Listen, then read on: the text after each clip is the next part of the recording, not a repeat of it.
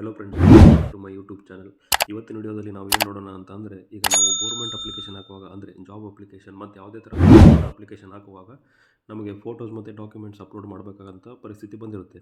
ಆವಾಗ ನಾವು ಅಪ್ಲೋಡ್ ಮಾಡುವಂಥ ಫೋಟೋಗಳು 1 MB 2 MB 3 MB 4 MB ಈ ಥರ ಇರುವಾಗ ಅದು ಪರ್ಟಿಕ್ಯುಲರ್ ವೆಬ್ಸೈಟು ಒಂದು ಸೈಜ್ಗೆ ಇರುತ್ತೆ. ಪರ್ಟಿಕ್ಯುಲರ್ ಸೈಜು 50 KB ಒಳಗಡೆ ಇರಬೇಕು, 75 KB ಅಥವಾ 1 MB ಒಳಗಡೆ ಇರಬೇಕು ಅಂತ ಈ ಥರ ಅದು ವೆಬ್ಸೈಟ್ ಕೇಳಿರುವಾಗ ನಾವು ಮೊಬೈಲಲ್ಲಿ ಅದನ್ನು ಯಾವ ಥರ ನಮ್ಮ ಇಮೇಜ್ ಸೈಜನ್ನ ಕಡಿಮೆ ಮಾಡ್ಕೋಬೋದು ಅಂತ ನಾನು ಈ ವಿಡಿಯೋದಲ್ಲಿ ತಿಳಿಸ್ಕೊಡ್ತೀನಿ. ಬನ್ನಿ ಫ್ರೆಂಡ್ಸ್, ತುಂಬ ಸಿಂಪಲ್ ಆಗಿದೆ. ವಿಡಿಯೋ ಕೊನೆವರೆಗೂ ನೋಡಿ. ನಾವೀಗ ಫಸ್ಟಿಗೆ ಪ್ಲೇಸ್ಟೋರಿಗೆ ಹೋಗಿಬಿಟ್ಟು ಇಮೇಜ್ ರೀಸೈಸರ್ ಅಂತ ಒಂದು ಆ್ಯಪ್ ಬರುತ್ತೆ, ಇದನ್ನು ಡೌನ್ಲೋಡ್ ಮಾಡ್ಕೋಬೇಕು ಫ್ರೆಂಡ್ಸ್. ಇಲ್ಲಿ 1 2 3 ಇದು ಇಲ್ಲಿದೆ ನೋಡಿ, ಫೋಟೋ ಆ್ಯಂಡ್ ಪಿಕ್ಚರ್ ರೀಸೈಸರ್ ಅಂತ ಇದೆ.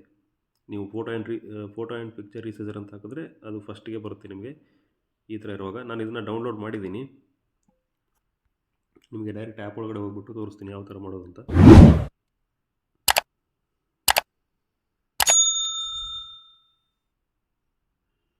ಆ್ಯಪ್ ಓಪನ್ ಮಾಡಿಬಿಟ್ಟು ಇಲ್ಲಿ ಫಸ್ಟಿಗೆ ಸೆಲೆಕ್ಟ್ ಫೋಟೋಸ್ ಅಂತ ಬರ್ತದೆ.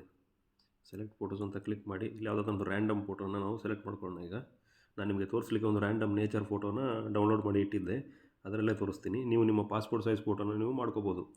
ಇಲ್ಲಿ ನೀವು ಮೇಲ್ಗಡೆ ನೋಡ್ಬೋದು ಫ್ರೆಂಡ್ಸ್, 1280 × 853 ಬ್ರಾಕೆಟಲ್ಲಿ 470 KB ಅಂತ ಇದೆ.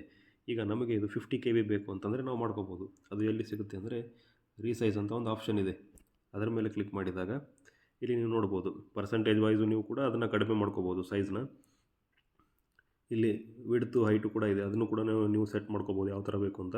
ಬಟ್ ನಾನಿವಾಗ ನಿಮಗೆ ಏನು ತೋರಿಸ್ತೀನಿ ಅಂದರೆ ಸೈಜ್ ಯಾವ ಥರ ಕಡಿಮೆ ಮಾಡ್ಕೊಳ್ಳೋದು ಅಂತ. ಈಗ ನೀವು ಇಲ್ಲಿ ನೋಡ್ಬೋದು, ಅದನ್ನು ನೀವು 100 KB ಮಾಡ್ಕೋಬೋದು. ಅದು ಎಷ್ಟಿದೆ ಈಗ 470 KB ಇದೆ. ಇದನ್ನು ನಾವು 100 KB 500 KB 1 MB 1.2 MB 2 MB ಅಥವಾ 100 KBಗಿಂತ ನಿಮಗೆ ಕಡಿಮೆ ಬೇಕು ಅಥವಾ 2 MBಗಿಂತ ನಿಮಗೆ ಜಾಸ್ತಿ ಬೇಕು ಅಂತಂದರೆ ಇಲ್ಲಿ ಕಸ್ಟಮ್ ಅಂತ ಇದೆ, ಕಸ್ಟಮ್ ಮೇಲೆ ಕ್ಲಿಕ್ ಮಾಡಿ ಇಲ್ಲಿ ನೀವು ಮಾಡ್ಕೋಬೋದು. ನಾನು ಇದು 48 KB ಅಂತ ತೋರಿಸಿದೆ, ನಾನು ಇದನ್ನು 50 KB ಮಾಡ್ಕೊಂಡು ತೋರಿಸ್ತೀನಿ ನಿಮಗೆ. ಕೀಪ್ ರೆಸಲ್ಯೂಷನ್ ಅಂತ ಇದೆ, ಅದರ ಮೇಲೆ ಕ್ಲಿಕ್ ಮಾಡಿಬಿಟ್ಟು ಇಲ್ಲಿ KB ನೋಡ್ಕೋಬೇಕು. ಇದು ಮೇನು ನೋಡ್ಕೋಬೇಕು. ನಾವೀಗ 50 KB ನೀವು ಇಲ್ಲಿ ಕ್ಲಿಕ್ ಮಾಡಿಬಿಟ್ರೆ 50 MB ಇದು ಜಾಸ್ತಿ ಆಗಿಬಿಡುತ್ತೆ. ಸೊ ನಾವು 50 KB, ಯಾವುದೇ ವೆಬ್ಸೈಟ್ ಕೂಡ KB ಎಲ್ಲ ಕೇಳುತ್ತೆ, 50 70 100 KB ಒಳಗಡೆ ಕೇಳುತ್ತೆ. ಸೊ ನಾನಿದು 50 KB ಮಾಡಿ ನಿಮಗೆ ತೋರಿಸ್ತೀನಿ. Cancel, okay. ಇಲ್ಲಿ ಓಕೆ ಇದೆ, ಓಕೆ ಮೇಲೆ ಕ್ಲಿಕ್ ಮಾಡಬೇಕು. ಓಕೆ ಫ್ರೆಂಡ್ಸ್, ಇಲ್ಲಿ ಆ್ಯಡ್ ನಮ್ಮದು ಮುಗಿದೋಯ್ತು. ಇಲ್ಲಿ ಕ್ಯಾನ್ಸಲ್ ಮಾರ್ಕ್ ಇದೆಯಲ್ಲ, ಇದನ್ನು ಕ್ಲಿಕ್ ಮಾಡಿಬಿಟ್ಟು ಇಲ್ಲಿ ನೀವು ನೋಡ್ಕೋಬೋದು ಫ್ರೆಂಡ್ಸ್ 49 KB. ಆವಾಗ 470 ಸಮಥಿಂಗ್ ಇತ್ತು, ಇದು 49 KB ಇದೆ, ಸೇಮ್ ರೆಸಲ್ಯೂಷನ್ದು. ಇದು ಫೋಟೋ ಎಲ್ಲಿ ಬಂದಿರುತ್ತೆ ಅಂತ ಅಂದರೆ, ಈಗ ನೀವು ಸೆಟ್ ಮಾಡಿರುವಂಥ ಇಮೇಜ್ದು ನೀವು ಸೇವ್ ಮಾಡಬೇಕಂತ ಏನಿರಲ್ಲ, ಇದು ಆಟೋಮೆಟಿಕ್ಕಾಗಿ ಸೇವ್ ಆಗಿಬಿಟ್ಟಿರುತ್ತೆ. ಅದು ಎಲ್ಲಿ ಬಂದಿರುತ್ತೆ ಅಂತ ಅಂದರೆ ನಿಮ್ಮ ಗ್ಯಾಲರಿಲಿ ಹೋಗ್ಬಿಟ್ಟು ಫಸ್ಟಿಗೆ ಇಲ್ಲಿ ಆಲ್ ಫೋಟೋಸ್ ಅಂತ ಇರುತ್ತೆ, ಅಲ್ಲಿ ಆದರೂ ಬಂದಿರುತ್ತೆ. ಇಲ್ಲ ಅಂತಂದರೆ ಇಲ್ಲಿ ಅದರ್ಸು, ಇದರಲ್ಲಿ ಫೋಟೋ ರೀಸೈಸರ್ ಅಂತ ಒಂದು ಫೋಲ್ಡರ್ ಆಟೋಮೆಟಿಕ್ಕಾಗಿ ಕ್ರಿಯೇಟ್ ಆಗಿರುತ್ತೆ, ಅದರಲ್ಲಿ ನಿಮಗೆ ಫಸ್ಟಿಗೆ ಅದು ಬಂದಿರುತ್ತೆ. ಇಲ್ಲಿ ನೀವು ನೋಡ್ಕೋಬೋದು. ನಾನು ನಿಮಗೆ ಸೈಜು ಡೀಟೇಲ್ಸಲ್ಲಿ ತೋರಿಸ್ತೀನಿ.